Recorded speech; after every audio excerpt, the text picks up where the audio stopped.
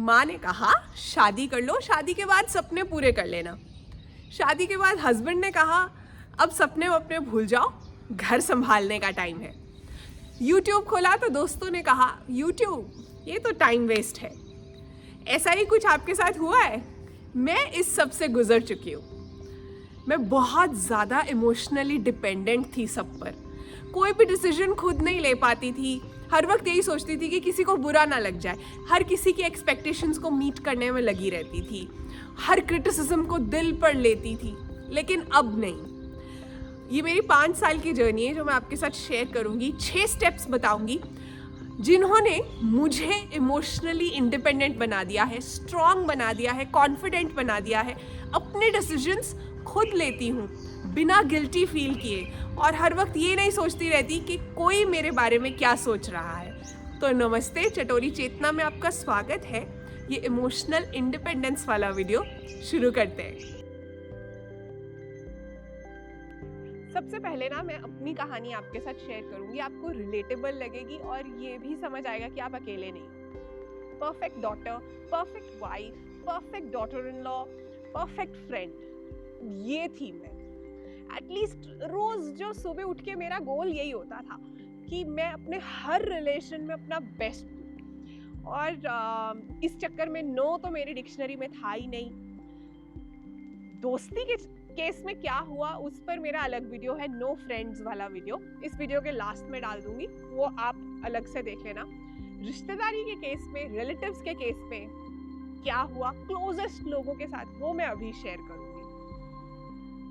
जैसा मैंने कहा, मुझे मतलब मैं कैसी थी कि अगर मुझे किसी ने व्हाट्सएप पर कुछ खाने में बनाया है तो वो मुझे फ़ोटो भेज रहे हैं, कोई पेंटिंग की है फ़ोटो भेज रहे हैं, उनके घर पे कुछ स्पेशल हुआ वो भेज रहे हैं, किसी के यूट्यूब चैनल की वीडियो भेज रहे हैं, इंस्टाग्राम के पेज का कोई पोस्ट भेज रहे हैं, मैं ऐसे रिप्लाई करती थी। कमेंट मेरा सबसे पहले जाता था। मुझे ऐसा लगता था कि मुझे उस इंसान को सपोर्ट करना है यार, यही तो डील है, नहीं तो रिलेशन का मतलब क्या हुआ। मतलब मैंने सबके स्पेशल ओकेजन्स नोट किए हुए थे, कार्ड्स बनाने, हो सके तो विजिट करना, लोगों को घर पर इनवाइट करना, हर वीकेंड घर पे डिनर्स होते थे। मैं स्ट्रेच करके जो है सबको जो है इनवाइट करती थी, याद रखती थी कि यार इन्हें इनवाइट किए हुए टाइम हो गया है, अब उन्हें बुलाना चाहिए, इनके साथ इनको भी बुला लेना चाहिए। आप समझ रहे हो? तो मतलब मेरी लाइफ को मैंने फिल किया हुआ था इन सब चीज़ों के साथ। और एक बार भी मैं कभी ये, उस वक्त मेरे मन में ये थॉट आया ही नहीं कि क्या मैं कहीं ना कहीं छूट रही हूँ, मुझे कोई सपोर्ट करने वाला है इस तरह से। रियलाइजेशन तब हुई जब मैंने यूट्यूब चैनल खोला। यूट्यूब की जर्नी शुरू में चैलेंजिंग तो होती ही है, लेकिन मैंने ये रियलाइज किया कि जो मेरे लोग हैं, सपोजिटली जो मुझे लगता था मेरे लोग हैं, उन्होंने भी जरा सा कष्ट नहीं किया कि वो मेरी वीडियो को लाइक कर दें या कमेंट कर दें। हाँ, पता होता था उनको कि वीडियो किस बारे में आई है या कब आई है। आप एक चीज नोटिस करना, आप के जो क्लोजेस्ट लोग हैं ना, वो आकर तमाशा देखते हैं सिर्फ, स्पेशली आपकी सोशल मीडिया जर्नी में। उनको पता होता है, वो आकर आपका पेज, आपका चैनल चेक जरूर करेंगे, लेकिन वो ये देखते हैं कि देखे तो सही कर क्या रही है, कैसे अपना पागल बना रही है, कैसे इसकी जो है गलतियां हो रही है इससे, या कैसे व्यूज नहीं आ रहे, ओ फ्लॉप हो रहा है इसका चैनल। मतलब अंदर ही अंदर वो वाली फीलिंग। और इस चीज की रियलाइजेशन मुझे एक दिन में नहीं हुई, काफी टाइम लग गया ये चीज समझने में कि यार सब लोग ऐसे नहीं होते कि वो खुले दिल से आके कमेंट करें, आपको एनकरेज करें। वो एक कोट है बहुत अच्छी, God realized that your people don't support you, that is why he gave you strangers। भगवान जी को ये पता चल गया, ऊपर वाले को ये पता चल गया कि यार इसके अपने लोग तो इसका साथ दे ही नहीं रहे, इसलिए उन्होंने मुझे जो बेगाने होते हैं, स्ट्रेंजर्स होते हैं, वो दे दिए, इतने सारे दे दिए, भर भर के दे दिए, जो मुझे भर भर के सपोर्ट करते हैं, प्यार करते हैं। और मेरे अपनों की वो जो सपोर्ट मुझे नहीं मिली, उस चीज की अब मुझे कोई रिग्रेट ही नहीं रहा। लेकिन इस पूरे एक्सपीरियंस ने मुझे स्मार्टर बनाया, इमोशनली इंडिपेंडेंट बनाया, कॉन्फिडेंट बनाया, अपने डिसीजंस लेने के काबिल बनाया। इमोशनल फूल जो मैं थी ना, उससे मुझे बाहर निकाला। तो ये जो चेतना की वर्जन पहले वाली थी, उसे इस वर्जन तक लाने में ये सारे एक्सपीरियंसेस का रोल है। वीडियो को आगे बढ़ाते हैं, लेकिन उससे पहले वीडियो को जल्दी से लाइक कर दीजिए। 1 सेकेंड लगता है, कर दिया, थैंक यू। और अब इस वीडियो को हाइप भी जरूर कीजिए। कमेंट जहां लिखते हैं उसी से आप स्वाइप करेंगे तो आप हाइप कर सकते हैं। ये सब चीजें आप फ्री में कर सकते हैं, लेकिन मुझे सपोर्ट और एनकरेजमेंट मिल जाता है। स्टेप 1 इमोशनली इंडिपेंडेंट बनने के लिए नो कहना सीखो ग्रेसफुली। एक बहुत क्लोज रिलेशन है मेरे, और वहां पे मेरा पहला नो था। मैं अपना बेस्ट दे रही थी उस रिलेशनशिप में, लेकिन बहुत साल से जो है ना, उस रिलेशनशिप की तरफ से सिर्फ जो है वो होता है ना, तमाशा क्रिएट कर देना, या आपको किसी ना किसी तरह से हर्ट करने की कोशिश करना, हर्टफुल बातें कहना, मीन बातें करना, यही हो रहा था। तो मैंने जब नो कहना सीखा तो मेरा फर्स्ट नो इसी रिलेशनशिप में था, और वो ये था कि नो, अब मैं और हर्ट नहीं लूंगी आपसे।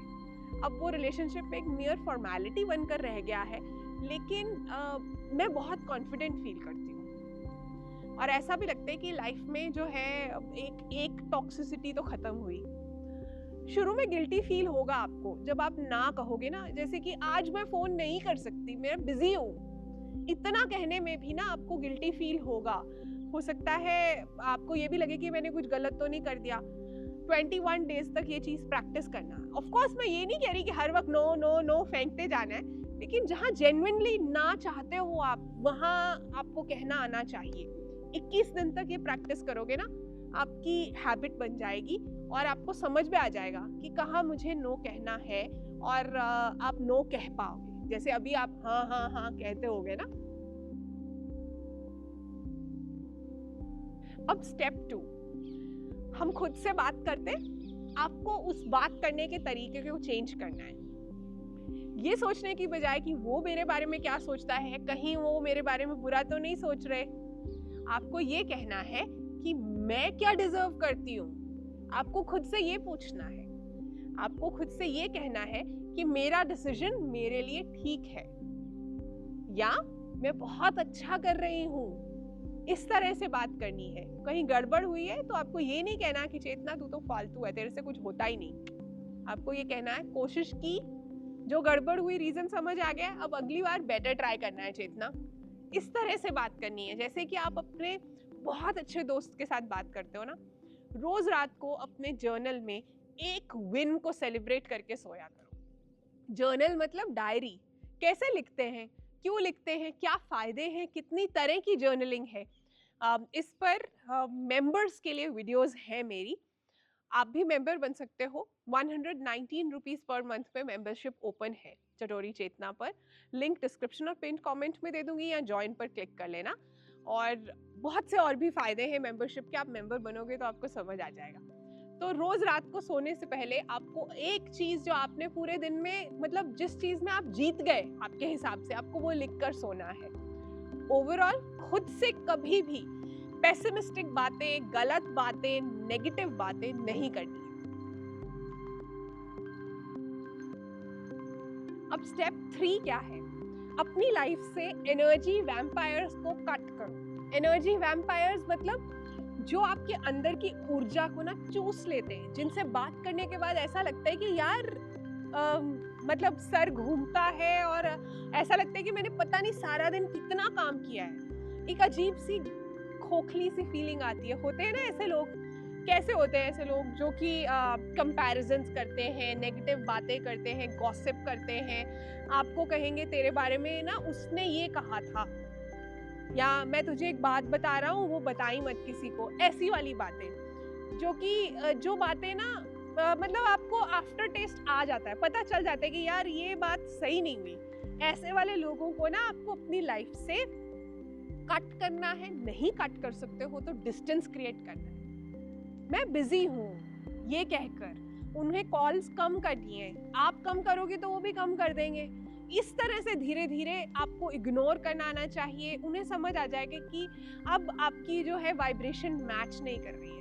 ये मैं आपको पर्सनल एक्सपीरियंस से बना रही हूँ। मेरी प्रोडक्टिविटी, मेरी एनर्जी, मेरा मूड, मेरी हेल्थ 10 गुना बेहतर हो गई जब मैंने ऐसे लोगों से अपना डिस्टेंस जो है वो 10 गुना कर दिया।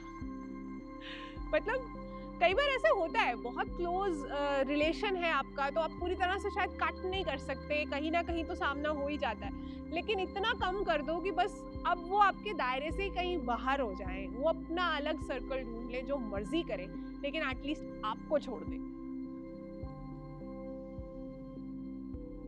फिर स्टेप 4, अपनी लाइफ का ना वाई, क्यों, क्लियर करो। जैसे कि अगर चटोरी चेतना पे 1 मिलियन सब्सक्राइबर्स होते हैं तो मैं बहुत सी और होम मेकर्स को भी इंस्पायर कर पाऊंगी। अगर गेट माई हार्वेस्ट पर 1 मिलियन होते हैं, 10 मिलियन होते हैं, तो घर घर में प्लांट्स के बारे में, फ्लावर्स के बारे में, घर में छत पर, बालकनी पर, गार्डन में सब्जियां उगाने के बारे में, फ्रूट्स उगाने के बारे में बहुत सा पैशन क्रिएट होगा। मैं ज़्यादा घरों तक पहुंच पाऊंगी। मुझे सैलेड अपने गार्डन से हार्वेस्ट करते हुए देखकर बहुत से लोग अपनी बालकनी या टेरेस या गार्डन में भी वो उगाना चाहेंगे। तो ये क्लैरिटी जो है ना, ये ज़रूरी है। मुझे रोज़ सुबह एक्सरसाइज क्यों करनी है?